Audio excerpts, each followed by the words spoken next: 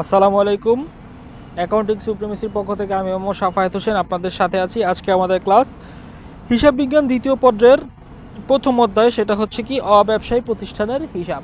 হিসাব বিজ্ঞান দ্বিতীয় পত্রের প্রথম অধ্যায় অব্যবসায়ী প্রতিষ্ঠানের হিসাব। এটা হচ্ছে উচ্চ মাধ্যমিক বা এইচএসসি পরীক্ষার্থীরা যারা, তারাও এই অধ্যায় থেকে উপকৃত হবে। এই অধ্যায়ের নামটি হচ্ছে অব্যবসায়ী প্রতিষ্ঠানের হিসাব। নামের মধ্যেই এই অধ্যায়ের যে নামটা আছে সেটার মধ্যে কিন্তু একটা লুকানো হিন্ট বা বলেন সূত্র দেওয়া আছে। সেটি কি? অব্যবসায়ী প্রতিষ্ঠান। তো অব্যবসায়ী প্রতিষ্ঠান কোনগুলো? যেই সকল প্রতিষ্ঠানসমূহ মুনাফা অর্জনের উদ্দেশ্যে পরিচালিত হয় না, সেগুলোই কি অব্যবসায়ী প্রতিষ্ঠান। এগুলো কিন্তু প্রতিষ্ঠান, কিন্তু এগুলো কি করে না, কোনো মুনাফা বা লাভ অর্জনের উদ্দেশ্যে তারা কার্যক্রম পরিচালনা করে না। এই সমস্ত যেই প্রতিষ্ঠানগুলি থাকবে সেগুলোর মধ্যেই এই অব্যবসায়ী প্রতিষ্ঠানের হিসাবটা মানে কি প্রয়োগ করা হবে। তো এগুলো হতে পারে একটা ক্লাব, এগুলো একটা সংগঠন হতে পারে, এগুলো হতে পারে একটা সংস্থা, রক্তদানকারী সংস্থা বা বইদানকারী সংস্থা, বা যে কোনো কিছু ক্ষুধা নিবারণকারী প্রজেক্ট হতে পারে, মানে যে কোনো ধরনের প্রতিষ্ঠানের বিভিন্ন কাজই হতে পারে, কিন্তু সেটা কি হবে না, অর্থ উপার্জনের উদ্দেশ্যে না, অর্থাৎ লাভ করার উদ্দেশ্যে না। তো আমরা একটা উদাহরণের মাধ্যমে অঙ্কটা বোঝার চেষ্টা করি। এখানে কি আছে? ধানমন্ডি ক্লাবের প্রাপ্তি ও প্রদান। প্রাপ্তি মানে কি? সকল পাওয়া। প্রদান মানে কি? সকল প্রকার দেওয়া। তো 2018 সালের সকল প্রাপ্তি প্রদান হিসাব মানে এন্ট্রিগুলো দেওয়া আছে কোন ক্লাবের? ধানমন্ডি ক্লাবের। আচ্ছা দেখি ধানমন্ডি ক্লাব কী কী লেনদেন করছে। ধানমন্ডি ক্লাবের হাতে নগদ ছিল 31শে ডিসেম্বর 1,20,000 টাকা।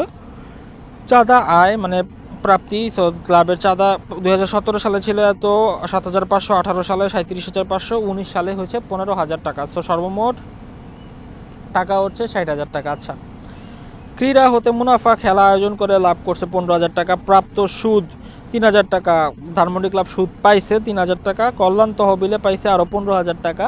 কল্যাণ তহবিলটা হচ্ছে ক্লাবের উন্নয়নের জন্য ক্লাবের মেম্বাররা যেই টাকা দেয় সেটাই। আচ্ছা, তারপরে এই পাশে কী আছে? প্রদানের ক্ষেত্রে আছে বেতন আছে 22,500 টাকা।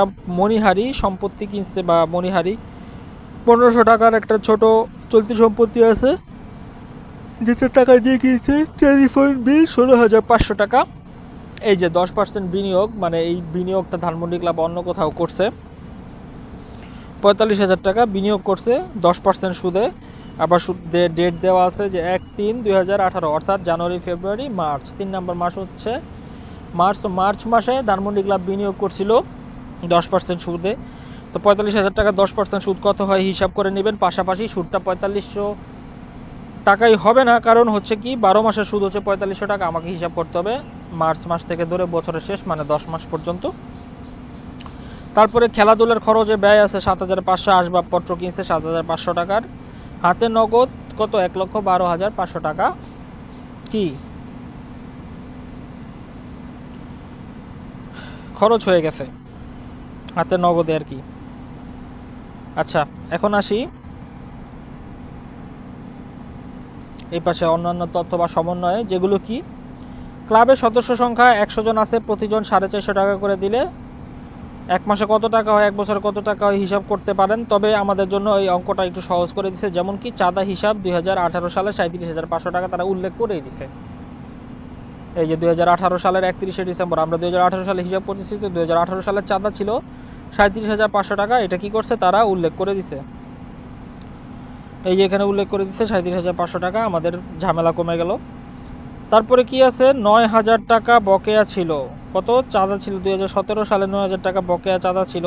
এটা আমাদেরকে হিসাবে নিতে হবে। এই বছরের হিসাবে না নিলেও সম্পত্তি হিসাবে আমাদেরকে নিতেই হবে, কারণ এই চাঁদাটা আমরা সামনে পাবো।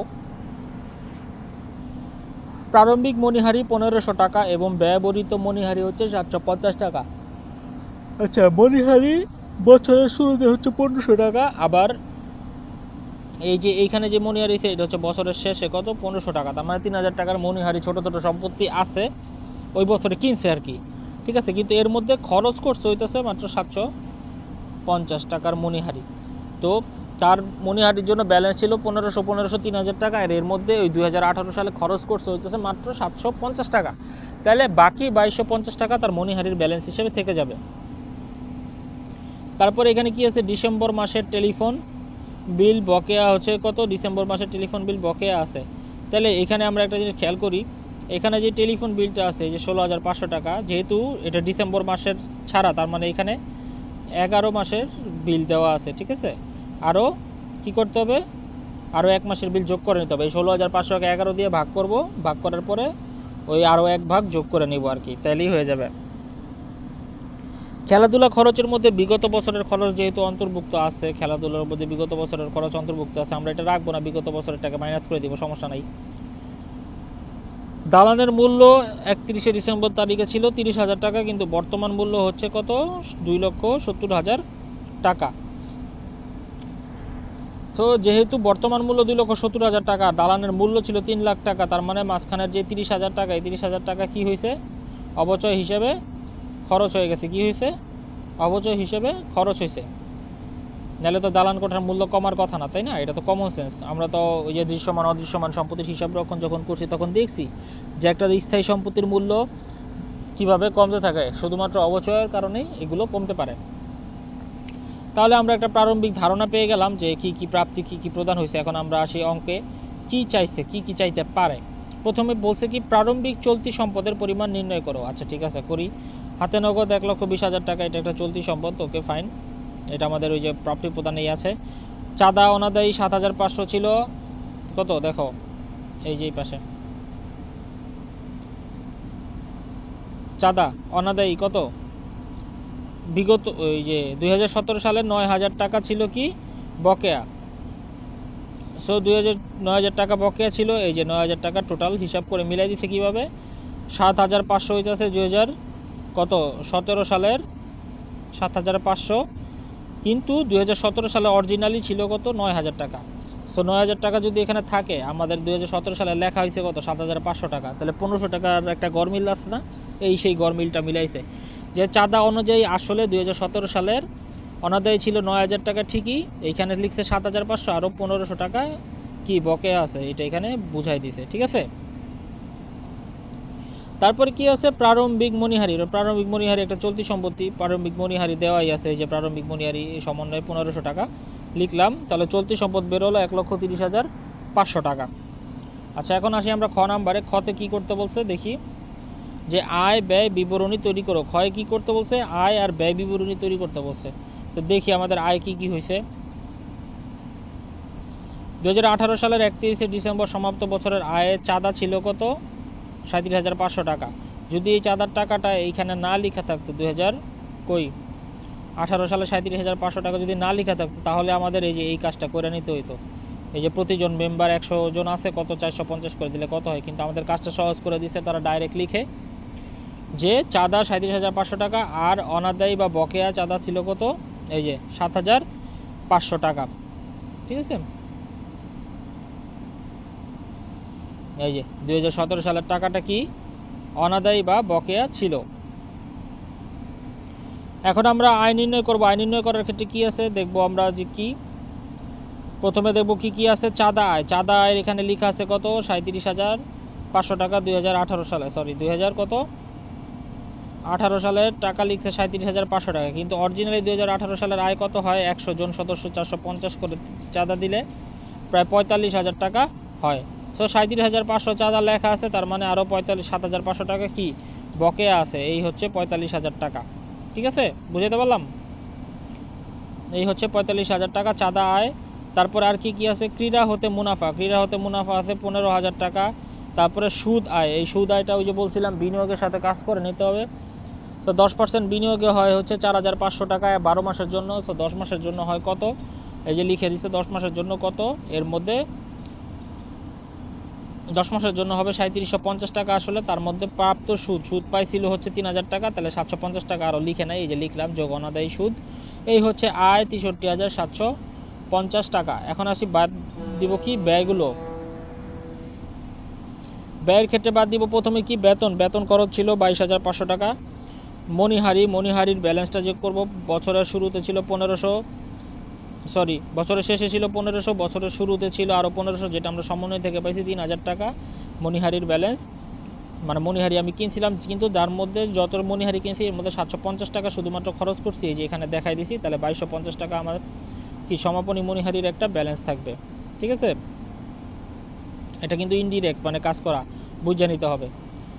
তারপরে কি আছে, টেলিফোন বিল আছে 16,500 টাকা। টেলিফোন বিলের একটা সমন্বয় ছিল বকেয়া, তো বকেয়াটা যোগ করে নিলাম। টেলিফোন বিল খরচ তো দেখাইতে হবে আমাকে। তারপরে খেলাধুলার খরচ আছে কত, 7,500 টাকা। তারপরে আছে বিগত বছরের বকেয়া আছে খেলাধুলার খরচ এর মধ্যে অন্তর্ভুক্ত আছে, তো সেই টাকাটা বাদ দিয়ে দিছি। আর দালান কোটার অবচয়, ওই যে মোট মূল্য আর বর্তমান মূল্যের মধ্যে ডিফারেন্স 30,000 টাকা, এটা হচ্ছে দালান কোটার অবচয়। তো সব কিছু মিললে মোট ব্যয় হয় 75,750 টাকা, আর আয় হয়েছিল কত, 63,750 টাকা। তাহলে ডিফারেন্স হয়ে গেল না, আয়ের চেয়ে ব্যয় বেশি হয়েছে না? অবশ্যই। সে আয়ের চেয়ে ব্যয় যেহেতু বেশি হয়েছে, এই জন্য আমরা কী লিখছি, আয় অতিরিক্ত ব্যয়, ব্যালেন্সটা হচ্ছে মাইনাস ফিগার, মানে ক্ষতির মতোই অনেকটা। আমরা যে আয় বিবরণী তৈরি করতাম না, ওইখানে লস হলে কি বিবিধ ক্ষতি হলে মাইনাসের ব্যালেন্স হতো, তো এখানে আয়ের থেকে যেহেতু ব্যয় বেশি হয়ে গেছে, এটা মাইনাসের ব্যালেন্স। আয় অতিরিক্ত ব্যয় 12,000 টাকা। এখন আসি আমাদের তৃতীয় রিকোয়ারমেন্টে কী চাইছে, মূলধন তহবিল 4,87,500 টাকা ধরে আর্থিক অবস্থার একটা বিবরণী তৈরি করতে বলছে। আর্থিক অবস্থার বিবরণীতে কি থাকে, সম্পত্তি থাকে এবং দায়সমূহ থাকে, এটা আমরা জানি। তো সকল প্রকার সম্পত্তি আর দায়সমূহ লিখবো, সাথে সাথে কি কি যদি কোনো কাজ থাকে সেটাও লিখে ফেলবো।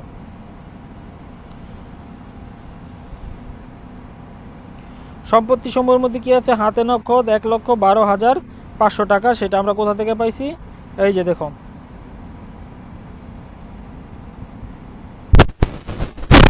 হাতে নগদ 1,12,500 টাকা, এই যে সম্পত্তি হাতে নগদ 1,12,500 টাকা। তারপরে কি আছে, 10% বিনিয়োগ, ওই যে বিনিয়োগ করছিলাম, এটা হাতে নগদ লিখলাম, বিনিয়োগ লিখলাম। সমাপনী মণিহারি, ওই যে মণিহারির কেনার ব্যালেন্স ছিল 2,250 টাকার মণিহারি, কারণ 750 খরচ হয়েছিল, বাকিটাই রয়ে গেছে পুরোপুরি। আসবাবপত্র 7,500 টাকার একটা ব্যালেন্স আছে। চাঁদা যেটা অনাদায়ী আদায় করতে পারি নাই 2017 সালের, ওই যে 9,000 টাকা। তো বিনিয়োগের একটা অনাদায়ী সুদ আছে, বিনিয়োগের সুদ আমি যা লিখছিলাম আরও 750 পাইতাম, এটাও লিখলাম, এটা আমার সম্পত্তি। দালান করা ছিল 3 লাখ, বা অবচয় 30,000 হয়েছে, তো সব মিলা হয়েছে এখানে 4,47,000 টাকা। এখন আসি মোট দায় কি কি আছে। প্রথমে মূলধন তহবিলটা আমি লিখে ফেলবো আগেই, মূলধন তহবিলের এন্ট্রিটা তারা লিখে দিয়েছে প্রশ্নে। এর মধ্যে থেকে দেখি কী করবো, আয় অতিরিক্ত ব্যয়, আয়ের চেয়ে যেহেতু ব্যয় বেশি হয়েছে তাহলে মূলধন থেকে টাকাটা কমে যাবে। সো মূলধন থেকে আয় অতিরিক্ত ব্যয় বাদ দিয়ে দিলাম 12,000 টাকা, তাহলে ব্যালেন্স হলো এখানে 4,15,500 টাকা। তারপরে আমরা বকেয়া টেলিফোন বিল ছিল 1,500 লিখবো, অগ্রিম চাঁদা যদি নিয়ে থাকি সেটা লিখবো 15,000। কল্যাণ তহবিলে কি আছে, আরও 15,000 টাকা কি দায়। কল্যাণ তহবিলের টাকাটা তো আমার খরচ করতে হবে সামনে, এটা আমার প্রতিষ্ঠানের মধ্যে রয়ে গেছে, এটা কি দায়। সো কল্যাণ তহবিলের টাকাটা আমরা লিখলাম 15,000 টাকা। তারপরে ওই যে এই 15,000 টাকা যে চাঁদার লিখলাম, এটা কোন, সরি, এই যে এখানে দেখো অগ্রিম 15,000 টাকা, এইটা এটা হচ্ছে 2019 সালের যেই চাঁদার টাকাটা আছে আমরা আগেই নিয়ে রেখেছিলাম হিসাবের মধ্যে, যে প্রাপ্তির মধ্যে আয়সা পড়ছিল, এই যে 2019 সালের এই টাকাটা হচ্ছে সেই 15,000 টাকা অগ্রিম চাঁদা। তো সব কিছু যোগ বিয়োগ করার পরে দেখা যাবে যে সকল সম্পত্তি সকল দায়ের সমান হয়ে যাবে এবং আমাদের আর্থিক অবস্থার বিবরণীটা মিলে যাবে, এর মাধ্যমে আমাদের অঙ্ক শেষ হয়ে যাবে। সো এখন আমরা আরও একটি অঙ্কের মাধ্যমে আরও একটি হিসাব প্রস্তুত করব ব্যবসায়ী প্রতিষ্ঠানের। এখানে কি রয়েছে দেখি, জাগরণী ক্লাবের 2018 সালের 31শে ডিসেম্বর তারিখে সমাপ্ত বছরের প্রাপ্তি আর প্রদান হিসাবটা দেওয়া আছে। কি কি প্রাপ্তি প্রদান করছে জাগরণী ক্লাব দেখি। প্রাপ্তি ছিল, প্রারম্ভিক উদ্বৃত্ত ছিল 8,000 টাকা, ব্যালেন্স চাঁদা 70,000 টাকা, লকার ভাড়া 10,000 টাকার প্রাপ্তি, খাদ্য সামগ্রী বিক্রয় করে 20,000 টাকা প্রাপ্তি, খেলার টিকিট বিক্রয় করে আরও 5,000 টাকা প্রাপ্তি হয়েছে। আর প্রদানের ক্ষেত্রে কি ছিল, ম্যানেজারের বেতন, প্রাঙ্গণ রক্ষণাবেক্ষণ। আচ্ছা ঠিক আছে, প্রাঙ্গণ রক্ষণাবেক্ষণ কি, ওই যে ক্লাবের যেই সামনে মাঠ টাট থাকে এটার রক্ষণাবেক্ষণ বা মাঠ পরিচর্যা খরচ আর কি, সেটা ছিল 10,000। খাদ্য সামগ্রী ক্রয় করছে 25,000 টাকার, প্রাঙ্গণ কর দিছে 2,000 টাকা, খেলাধুলার খরচ গেছে 6,000, প্রাঙ্গণ রক্ষীর মজুরি লেবারের মজুরি দিছে 20,000 টাকা, সমাপনী উদ্বৃত্ত ছিল 25,000 টাকা, সমাপনী উদ্বৃত্ত হচ্ছে 25,000 টাকা, এটা হচ্ছে হাতে নগদ আর কি। এখন যাই, এখানে কি আছে 2018 সালের 1 জানুয়ারি ক্লাবের অন্যান্য উদ্বৃত্ত কি ছিল দেখো কবের, খেয়াল করো 2018 সালের 1 জানুয়ারি, ঠিক আছে, এটা আমরা বছর শেষেরটা 2000, কিন্তু এখানে এটা উল্লেখ করে দিচ্ছে যে 2018 সালের 1 জানুয়ারি। আচ্ছা, এটার প্রারম্ভিক উদ্বৃত্তগুলো কী ছিল? দালান কোঠা 50,000 টাকা ছিল। আচ্ছা, 12% একটা বিনিয়োগ করছিল 30,000 টাকা, 12% উল্লেখ করে দিচ্ছে, মানে হচ্ছে বিনিয়োগে সুদ পাবে। খাদ্য সামগ্রীর ব্যালেন্স ছিল কত? 30,000 টাকা।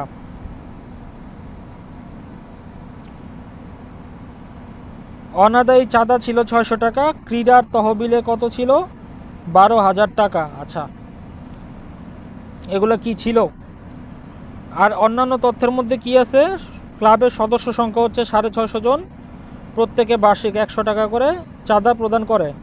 ঠিক আছে, বার্ষিক চাঁদা মোট কত গুণ করে বের করে ফেলবো। আর 2016 সালের 31শে ডিসেম্বরে খাদ্য সামগ্রীর সমাপনী মূল্য ছিল 10,000 টাকা। এটা কত সালের? 2016 সালের। যেহেতু প্রত্যেকটা এন্ট্রি কাজ হবে, সেইগুলো আমাদের একটা মাথায় নিতে হবে যে যতগুলো এন্ট্রি আমাদের এই প্রাপ্তি প্রদান হিসাবের মধ্যে দেওয়া থাকবে সবগুলোরই কোথাও না কোথাও একটু কাজ আছে। তারপরে কি ম্যানেজারের বেতন বকেয়া আছে 5,000 টাকা।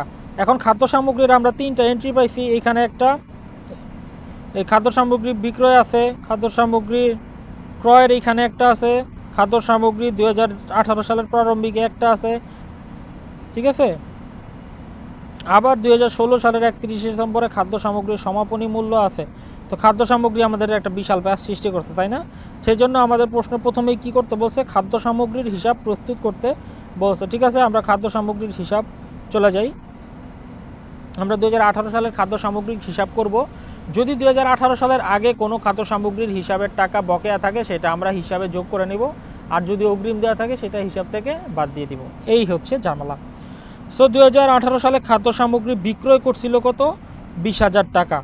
এখন বাদ কি আছে দেখি 2018 সালে, এটা কোনো এই যে এখানে আছে খাদ্য সামগ্রী বিক্রয় কত করছে? 20,000 টাকা। বাদ কি দিব? খাদ্য সামগ্রী যে কিনছে বা ব্যয় হয়েছে। সো প্রারম্ভিক খাদ্য সামগ্রী কত ছিল? এই যে, আরে কই গেল, এই যে 1 জানুয়ারি কি ছিল? প্রারম্ভিক খাদ্য সামগ্রী ছিল 30,000 টাকা। এই যে প্রারম্ভিক খাদ্য সামগ্রী কত? 30,000 টাকা, যোগ ওই বছরের খাদ্য সামগ্রী ক্রয় করছে কত? এই যে 2018 সালে 25,000 টাকা। তো 2018 সালে 25,000 টাকার খাদ্য সামগ্রী ক্রয় করছে। খাদ্য সামগ্রীর প্রারম্ভিক ব্যালেন্স ছিল 30,000 টাকা। তারপরে সমাপনী খাদ্য সামগ্রী বাদ কত? 10,000 টাকা। সমাপনীটা কোথায় পাইছে? এই যে দেখো এখানে 2016 সালের 31শে ডিসেম্বরের খাদ্য সমাপনী মূল্য হচ্ছে 10,000 টাকা। তো সমাপনী খাদ্য সামগ্রীর যেটা কী করছে? 10,000 টাকা বাদ দিয়ে দিছে 45,000 টাকা। তাহলে খাদ্য সামগ্রী বিক্রয় করে ক্ষতি হয়েছে কত? টোটাল 25,000 টাকা। খাদ্য সামগ্রীর জেড নির্ণয় করছে। তবে এখানে একটা অবৈজ্ঞানিক পদ্ধতি আছে, যেটা হচ্ছে গিয়ে এই যে সমাপনী যে খাদ্য সামগ্রীটা তারা বাদ দিল, এই খাদ্য সামগ্রীটা তো ছিল মূলত 2016 সালের, তাই না? এই যে আমাদের প্রশ্ন কিন্তু দেওয়া আছে, দেখাই। এই সমাপনীটা, এই যে সমাপনীটা কোথায় ছিল? আরে কোথায় চলে গেলাম? এই সমাপনী যে খাদ্য সামগ্রীর ব্যালেন্স ছিল কত? 2016 সালের 31শে ডিসেম্বর। তো 2016 সাল লিখছে, অথচ বাদ দিছে 2018 সালে আইসা।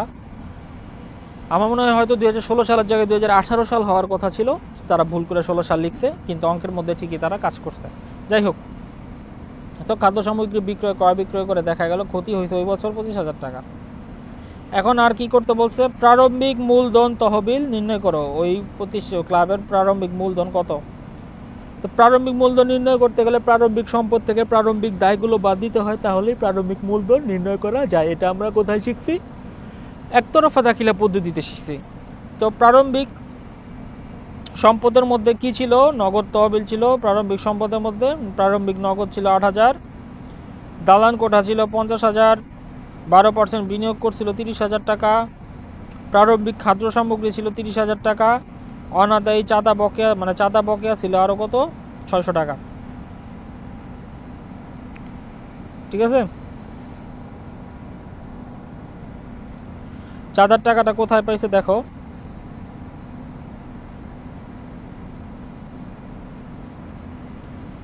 ক্লাবের সদস্য সংখ্যা হচ্ছে, সরি এই যে এখানে দেওয়া আছে ওনাদের এই চাঁদা হচ্ছে 600 টাকা বছরে 2018 সালে 1 জানুয়ারি যেহেতু, ঠিক আছে। সো এগুলি প্রারম্ভিক সম্পত্তি, ওনাদের এই চাঁদা যে চাঁদাটা আদায় করতো এগুলি হচ্ছে প্রারম্ভিক সম্পত্তি। আর প্রারম্ভিক সম্পত্তি থেকে কি করব, প্রারম্ভিক দায় বাদ দিব। তো প্রারম্ভিক দায়ের মধ্যে কি আছে দেখি, এই যে 2018 সালের 1 জানুয়ারি ক্লাবের অন্যান্য তথ্যের মধ্যে কি আছে। এইখানে তো কোনো দায় দেখা যায় না, হ্যাঁ যায়, একটা দায় দেখা যায়, সেটা হচ্ছে কি ক্রীড়া তহবিল। তো যে কোনো ধরনের তহবিল কি প্রতিষ্ঠানের জন্য দায়, কারণ তহবিলের টাকা প্রতিষ্ঠানকে পরিশোধ করতে হয়, সেটা ব্যবসায়ী প্রতিষ্ঠান হোক আর অব্যবসায়ী প্রতিষ্ঠান হোক। এখানে যদি কল্যাণ তহবিল থাকতো তাহলে একই রকম কাজই হতো, এটা দায় চলে যেত। সো এই বছরের প্রারম্ভিক দায় ছিল ক্রীড়া তহবিলে কত, 12,000 টাকা। তো প্রারম্ভিক সম্পত্তি থেকে প্রারম্ভিক দায় বাদ দেওয়ার পরে কি বের হয়েছে, প্রারম্ভিক মূলধন কত, 1,06,600 টাকা। তা আমরা প্রারম্ভিক মূলধনও বের করতে পারলাম। এখন দেখি আমাদের গ নাম্বার সৃজনশীলে কি করতে বলছে। উপযুক্ত তথ্যের আলোকে ক্লাবের আয় ব্যয় হিসাব প্রস্তুত করো। আচ্ছা ঠিক আছে, ক্লাবের আয় ব্যয় হিসাব প্রস্তুত করতে বলছে। তো দেখি ক্লাবে কি কোনো আয় হয়েছে কিনা ওই বছরে। আমরা ছক এঁকে নিব, এই যে। এখন আমরা আসি কাজে, আয় ব্যয় বিবরণী হিসাব করতে বলছে। এগুলো মুনাফা অর্জনের জন্য করে না, কিন্তু ক্লাবের একটা বাৎসরিক আয় তো ধরা হয়, ঠিক না, যে ওই বছর ক্লাবে কত টাকা ব্যালেন্স আছে এইটাই বের করে। তো এইটাকে আয় ব্যয় হিসাব বলা হয়েছে। চাঁদার এন্ট্রি আছে কত, 70,000 টাকা। দেখি চাঁদার এন্ট্রিটা কোথায় পেয়েছে দেখো তো, এই যে চাঁদা দেওয়া আছে 70,000 টাকা। বিগত বছরের বকেয়া চাঁদা অবশ্যই আছে, কারণ একটু আগে আমরা কাজ করছিলাম এটার। বিগত বছরের যে অনাদায়ী 600 টাকা। সো চাঁদার আয়টা এখানে আছে 69,400 টাকা। বাদ যাবে কি অগ্রিম, কারণ আমাদের 650 টাকা করে চাঁদা ছিল 100 জন মেম্বারের। তো আসলে ওই বছরের চাঁদা ছিল হচ্ছে এত টাকা, বাদ দিলে কত, 4,400 টাকা বাদ যাবে। মানে ওই বছর অরিজিনালি চাঁদা হচ্ছে 6,500 টাকা, 65,000 টাকা। ওই বছরের অরিজিনালি চাঁদা হচ্ছে 6,065, সরি বারবার ভুল হচ্ছে। ওই বছরের চাঁদার পরিমাণ ছিল হচ্ছে 65,000 টাকা, কিন্তু ওই বছরের চাঁদা আয় দেখাইছে 69,400 টাকা। তার মানে এই বাকি 4,400 টাকা হচ্ছে অগ্রিম চাঁদা, মানে পরবর্তী বছরের, এটা এখানে করে দিচ্ছে, মাইনাস করে দিছে। লকার ভাড়া থেকে আয় হয়েছে 10,000 টাকা, খেলার টিকিট বিক্রয় করছে 5,000 টাকা, আর ওই যে বিনিয়োগের একটা সুদ আয় হয়েছে 30,000 টাকা, বিনিয়োগ করছিল 10% হারে। সো পুরো টাকাটা আসছে 3600 টাকা, যেহেতু বিনিয়োগ বছরের শুরুতেই করে ফেলছে, ঠিক আছে। এখন যাবে কি, আয় থেকে ব্যয়গুলি বাদ যাবে। ম্যানেজারের বেতন হচ্ছে 25,000 টাকা, বকেয়া আছে 5,000। প্রাঙ্গণ রক্ষণাবেক্ষণের খরচ আছে, প্রাঙ্গণের এক কর গেছে খরচ, খেলাধুলার খরচ গেছে, প্রাঙ্গণ রক্ষীর মজুরি, খাদ্য সামগ্রী বিক্রয় করে ক্ষতি হয়েছে কত, 25,000 টাকা। এটা আমরা কতে পাইছি, মানে ক 1 নাম্বার করে সৃজনশীল, এটা ক করে ক্ষতিটাও একটা ব্যয়ের মধ্যে অন্তর্ভুক্ত। সো এই হচ্ছে হিসাব। মোট ব্যয় হয়েছে 93,000 টাকা, আর যেখানে মোট আয় হয়েছে ওই বছর 83,600 টাকা, অবশ্যই ব্যয় বসিয়েছে, তাহলে আয় অতিরিক্ত ব্যয় হয়েছে 9,400 টাকা। আর এখানে আর্থিক অবস্থার বিবরণী আমাদের প্রস্তুত করতে বলে নাই, তাই আমরা আর্থিক অবস্থার বিবরণীতে যাচ্ছি না। এই হচ্ছে অব্যবসায়ী প্রতিষ্ঠানের আয় ব্যয় হিসাব, আর্থিক অবস্থার বিবরণী। মূলত প্রাপ্তি প্রদান হিসাবের সাথে সমন্বয়গুলোকে পড়ে ভালোভাবে, তাহলে আমরা এটা সঠিক ফলাফল নির্ণয় করতে পারবো। আশা করি আপনারা বুঝতে পেরেছেন কিছুটা হলেও। যদি কিছুটা হলেও উপকৃত হয়ে থাকেন তাহলে আমার এই নতুন চ্যানেলটি সাবস্ক্রাইব করার অনুরোধ থাকবে এবং ভিডিওতে একটি লাইক দেওয়ার রিকোয়েস্ট থাকবে। আজকের ভিডিও পর্যন্তই, ভালো থাকবেন সবাই।